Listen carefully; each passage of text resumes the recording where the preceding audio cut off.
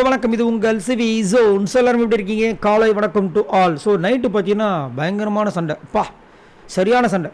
கமருதீன் திருந்த மாட்டார் அப்படின்னு தான் சொல்லி ஆகணும். ஏன்னா அவர் வாயிலேருந்து வர வார்த்தைகள் எல்லாமே பார்த்தீங்கன்னா அடுத்தவங்களோட அந்த தராதரத்தை குறைக்கிற மாதிரி அவங்க அந்த வார்த்தை சொன்னால் ரொம்ப ஃபீல் பண்ணுவாங்கன்னு தெரிஞ்சே வந்துட்டு ரொம்ப மட்டமாக கேவலமாக நேற்றுலாம் வந்துட்டு பொறுக்கின்ற வார்த்தை, பொம்பளை பொறுக்கி, எவ்வளோ கேவலமான வார்த்தை பாருங்கள். இந்த மாதிரி நிறைய வார்த்தைகள், அதாவது மைண்டில் தோன்ற வார்த்தைகளை ஒருத்தர்கிட்டையும் சொல்லிட்டோன்னு வச்சுக்கோங்களேன், நாட்டில் வாழவே முடியாது.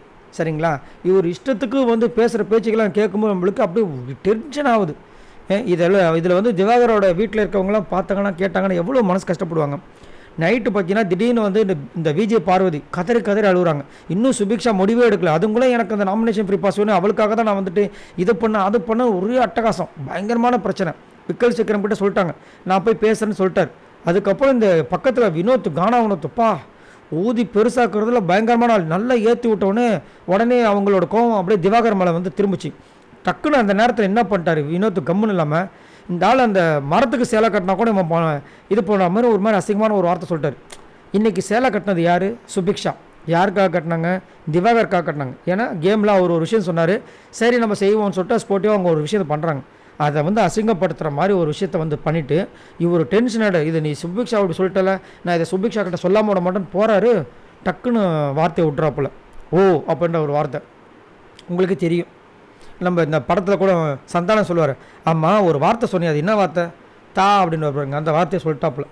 சொன்ன உடனே எனக்கே பக்குன்னு ஆயிடுச்சு. அதுக்கப்புறம் அப்படியே போகுது.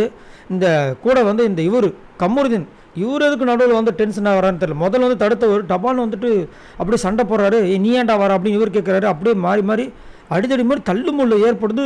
விட்டா அடிச்சுடுவார் பொழுது கமருதீன். ஒரு நேஷனல் டெலிவிஷனில் இவர் அடித்தா முதல் விட்டுருவாங்களாம்.